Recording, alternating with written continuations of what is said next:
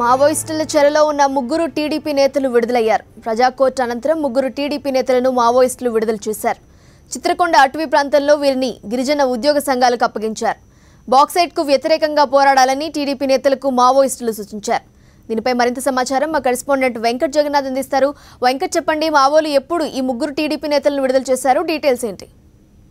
నీలిమ ఈ రోజు తెల్లవారుజామునే విడిచిపెట్టినట్టు మనకు సమాచారం ఉంది. వాళ్ళు ఏదైతే బాలరాజు, అలాగే బాలరాజుతో పాటు మహేష్, అలాగే బాలు అని ముగ్గురిని కూడా టీడీపీ మండల స్థాయి నాయకుల్ని వాళ్ళు కిడ్నాప్ చేయడం జరిగింది. నేటికి దాదాపు 12 రోజులు కావస్తుంది. 12 రోజులుగా వాళ్ళ డిమాండ్స్ ను ప్రతిసారి లెటర్ల ద్వారా పంపడం జరుగుతుంది. అంటే ఈ మధ్య కాలంలో ఇటీవల ఇది సెన్సేషన్ కావడంతో బాక్సైట్ ఏదైతే వ్యతిరేక ఉద్యమంలో పాల్గొనాల్సిన టీడీపీ నేతలు అందుకు వక్తాస్ పలుకుతూ ఆ పార్టీ అధినేత ఏదైతే బాక్సైట్ తవ్వకాలకు మేము అనుకూలమని గతంలో ప్రకటన చేశారో దాని నేపథ్యంలోనే వీళ్ళని బందీలుగా తీసుకెళ్లినట్లు వాళ్ళు చెప్పడం జరిగింది. అలాగే ఇప్పటికైనా బాక్సైట్ ఒక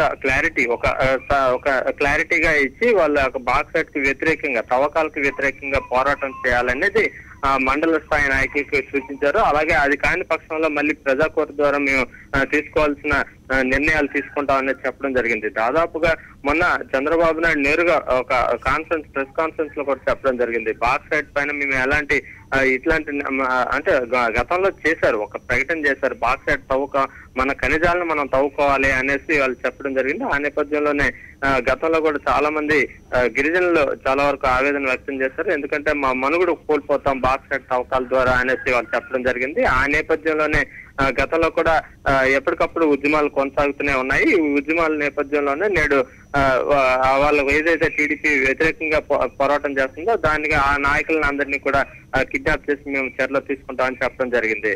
నీలిమ, థ్యాంక్ యూ వెంకట్.